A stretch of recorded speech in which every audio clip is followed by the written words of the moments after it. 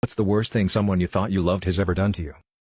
I was 27 when I fell in love, hard, for the first time. I've never been in a relationship before. I was always the nerd with her nose buried in a book. Then this guy at work took interest in me. After 4 months we were officially together. After another 2 months I lost my virginity to him. He never once used protection because he doesn't like the feeling, so it was up to me to manage not getting pregnant. I never thought of getting some form of protection for myself when there are already so many options from pills to injectables. Then one night, I had a feeling this was the one time I'd get pregnant. But he begged me and I gave in. And I was right.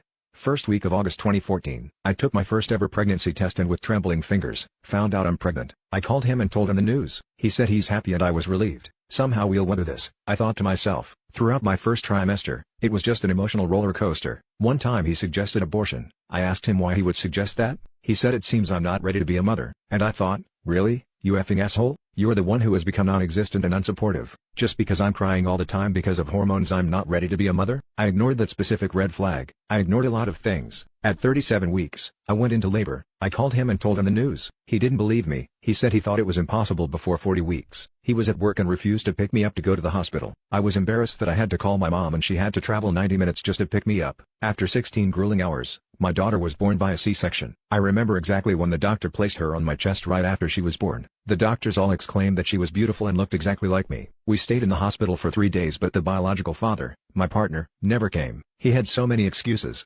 After that I went home with my parents. He visited only twice, first when my daughter was a month old and second when she was 2 months old. Despite all, I stayed connected with him and tried to understand all his excuses. He never provided for us. After 2.5 months I went back to work. I traveled 5 hours a day. I got home at 10 p.m. and many nights I never slept because she was a difficult baby. She cried constantly and woke up every 2 hours until she was 8 months old. I gained a lot of weight. I stopped taking care of myself. Many times I wanted to die, while holding her and trying to stop her from crying at night. Every day was a struggle. And I had no one beside me to comfort me. After 2 years of waiting for my partner to step up, I decided I deserve better. My daughter deserves better.